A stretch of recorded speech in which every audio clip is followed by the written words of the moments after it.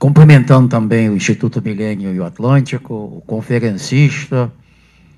Nós também somos antigos e conhecemos bastante o caso da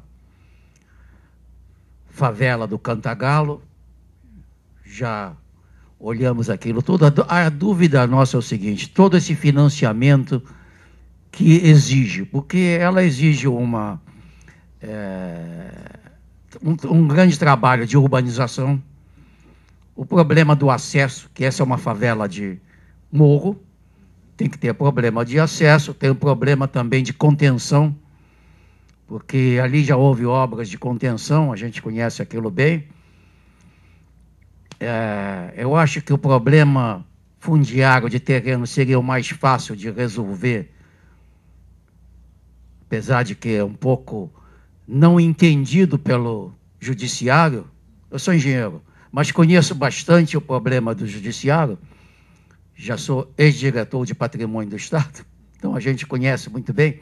Sei que ali temos alguns terrenos também da União, do Estado.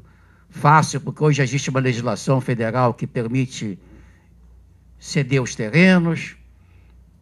Então, eu acho que o problema todo é esse, de acessos, de urbanização, dos trabalhos que devem ser feitos e como isso vai ser financiado. E depois também, como se pensa em educar pela conservação daquilo. Esse é um grande problema que nós temos que pensar, porque daqui a pouco se deteriora. Flávio deve saber disso.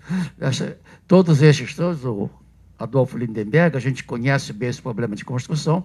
Evidentemente, temos favelas planas aqui que poderiam ser mais rápidas. É o caso da favela do Vintém, por exemplo, em que aquela Sesmaria do Realengo, então seria muito mais fácil resolver o problema fundiário de terrenos. Ela é plana, muito mais fácil de resolver, mas é um problema sério que nós temos ali com encostas.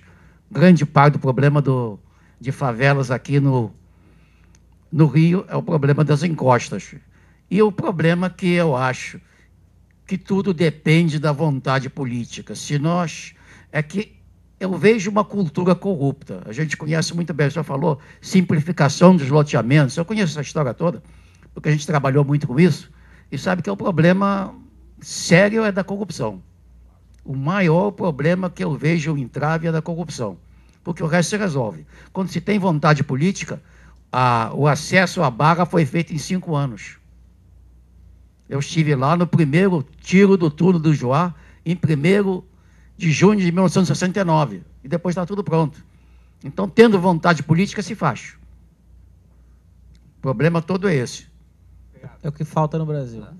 Eu lhe agradeço e faço apenas um elogio aos seus comentários e para aproveitar o tempo, passo adiante, mas não antes sem registrar um detalhe que humildade faz bem e a gente gosta. Eu acho que posso ter soado em algum momento um pouco voluntarista. Em nenhum momento, principalmente a nossa equipe, deixa de avaliar a real dificuldade, tanto no campo fundiário, quanto principalmente no campo da engenharia, do urbanismo, etc. E tal.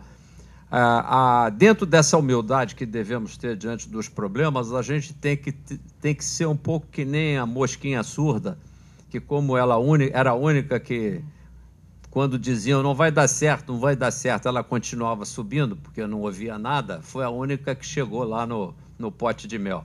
Às vezes a gente tem que dar uma de mosca surda, porque de fato são tantos os problemas, como deve ser como na guerra. Nunca participei diretamente de uma, mas subir lá um monte castelo qualquer com a saraivada de bala de cima para baixo não deve ser nada fácil, né? E o sujeito tem que ser meio doido, ele tem que achar que vai, mesmo quando as probabilidades são menores, bem menores que 50% de sobrevivência. É o caso um pouco desses projetos, que eles têm que ir se fazendo.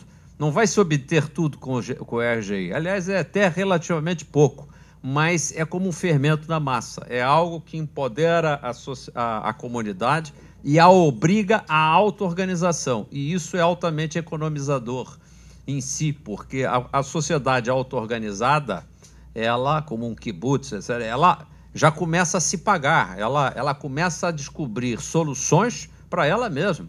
É o contrário do assistencialismo. Né?